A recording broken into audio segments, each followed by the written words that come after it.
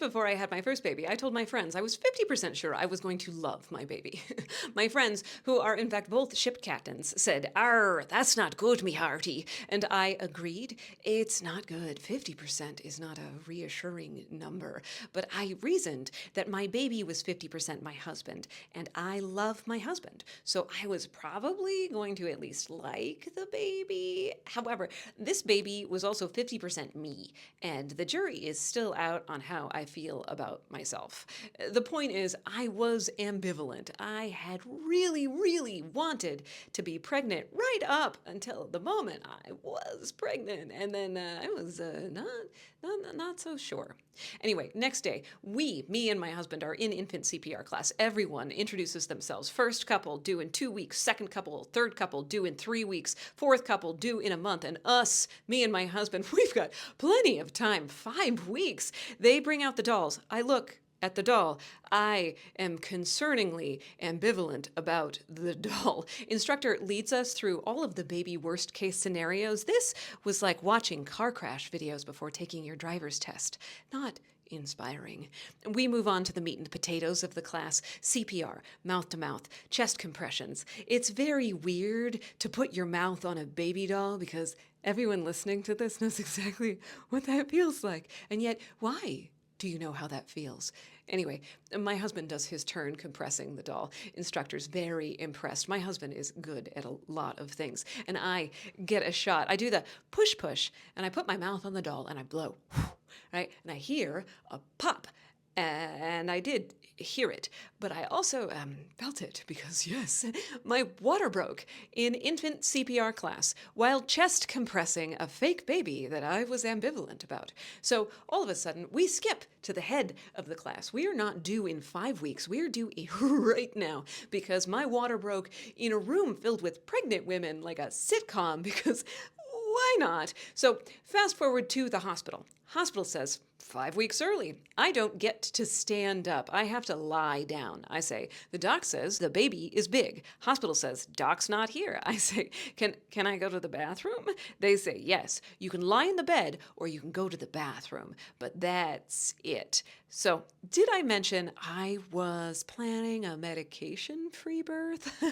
I was, because I like to do things the hard way. I wasn't going to do drugs, and I wasn't going to lie in the bed. I was going to go to the bathroom, which, as everybody knows, is what happens during labor. It's everyone's favorite joke, but my plan was that I was going to go be in the bathroom when I went to the bathroom. So labor gets going, and I'm in the bathroom.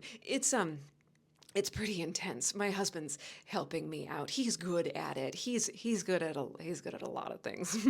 Oh wait. Oh, I forgot to tell you. I gave up swearing the week the baby developed eardrums. I got an email that told me that the baby that I was ambivalent about could hear me. So I said, I guess I need to watch my language now. And so I didn't swear for 30 weeks. And I didn't swear during unmedicated labor because, as I said, I do things the hard way. So I'm laboring hard and I'm saying things like, oh goodness, because that's what was available to me. And I'm moving from the toilet to the sink, to the toilet to the sink because of what I was doing on the toilet. I really needed to wash my hands because, and this is how I was thinking, I was going to be holding a baby.